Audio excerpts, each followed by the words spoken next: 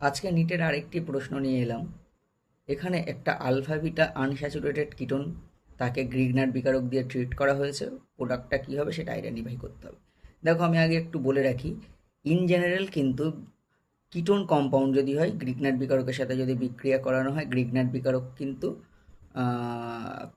Electrophilic carbon সেন্টারে অ্যাটাকটা করে। ঠিক আছে, বেসিক্যালি 1-2 অ্যাডিশান হয়। দেখো, আমি ইন জেনারেল বলে লিখে রেখেছি, কিন্তু এখানে ইন জেনারেল ব্যাপারটা হবে না, এখানে 1/4 অ্যাডিশান হবে, কারণ এটা alpha beta unsaturated carbonyl compound.